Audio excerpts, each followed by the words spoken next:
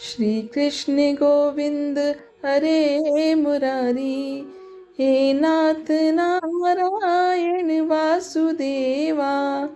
नमस्कार दोस्तों, भजन भक्ति चैनल में आपका स्वागत है। आज की हमारे इस वीडियो में हम आपके लिए विजया एकादशी की पौराणिक कथा लेकर के आए हैं। लेकिन वीडियो में आगे बढ़ने से पहले आप सभी से विनम्र निवेदन करते हैं कि जिन्होंने अभी तक हमारे चैनल को सब्सक्राइब नहीं किया, कृपया करके चैनल को सब्सक्राइब कर लीजिए, क्योंकि हमारे चैनल पर सभी व्रत, त्योहार, उनसे जुड़ी हुई कथा, कहानी और जानकारियाँ आपको आगे भी मिलती रहेंगी। तो चलिए कथा शुरू करते हैं। एक समय धर्मराज युधिष्ठिर बोले, हे जनार्दन, फाल्गुन मास के कृष्ण पक्ष की एकादशी का क्या नाम है तथा उसकी क्या विधि है? कृपया करके आप मुझे बताइए। तब श्री भगवान बोले, हे राजन, फाल्गुन मास के कृष्ण पक्ष की एकादशी का नाम विजया एकादशी है। अपने नाम के अनुसार यह बहुत ही कल्याणकारी और विजय दिलाने वाली एकादशी है। इस एकादशी की महत्वता को संसार तक पहुंचाने के लिए स्वयं भगवान श्री राम ने भी इस एकादशी का व्रत और पूजन किया था। इसके बाद से विजय और मोक्ष के लिए सांसारिक लोग इस एकादशी का व्रत करने लगे। यह सब व्रत में उत्तम व्रत है। इस विजया एकादशी के महत्व को सुनने और पढ़ने से समस्त पाप नष्ट हो जाते हैं। एक समय देवर्षि नारद जी ने जगत पिता ब्रह्मा जी से कहा, महाराज, आप मुझे फाल्गुन मास के कृष्ण पक्ष की एकादशी का विधान कहिए। ब्रह्मा जी कहते हैं, हे नारद, विजया एकादशी का व्रत पुराने तथा नए पापों का नाश करने वाला है। इस विजया एकादशी की विधि मैंने आज तक किसी से भी नहीं कही। यह समस्त मनुष्यों को विजय प्रदान करती है। त्रेता युग में मर्यादा पुरुषोत्तम श्री राम को जब 14 वर्षों का वनवास हो गया, तब वो श्री लक्ष्मण तथा सीता जी सहित पंचवटी में निवास करने लगे। वहां पर दुष्ट रावण ने जब सीता जी का हरण किया, तब इस समाचार से श्री रामचंद्र जी तथा लक्ष्मण अत्यंत दुखी व व्याकुल हो उठे। उस समय सीता जी की खोज करते हुए वे वन में घूमने लगे। कुछ दूर जाने पर उन्हें जटायु मिले, जो कि मरणासन्न अवस्था में थे।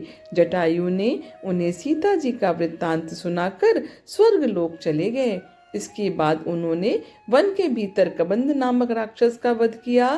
फिर सुग्रीव के साथ उनकी मृत्यता हुई और बाली का वध किया। तत्पश्चात श्री राम के लिए वानरों की सेना एकत्रित हुई।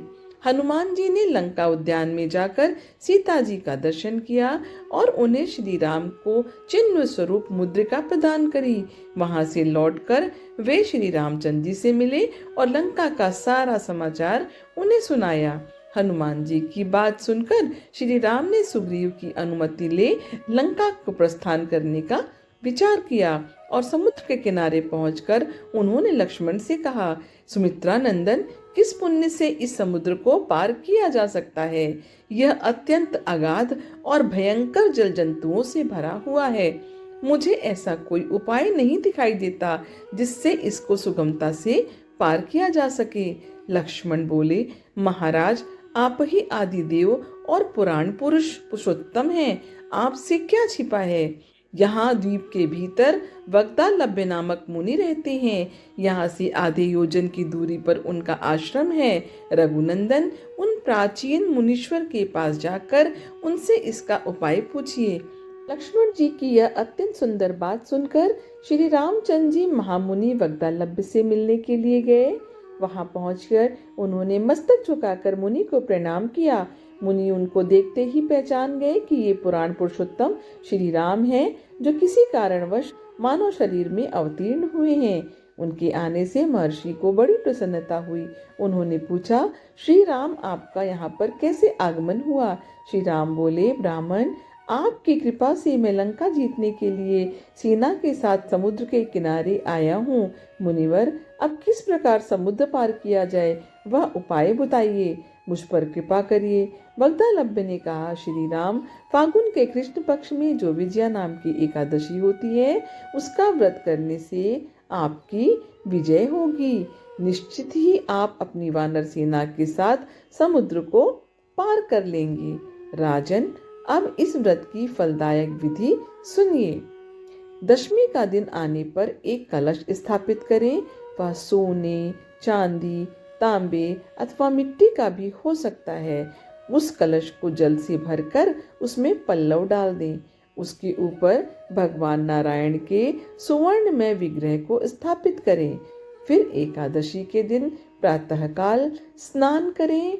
कलश को पुनः स्थिरता पूर्वक स्थापित करें।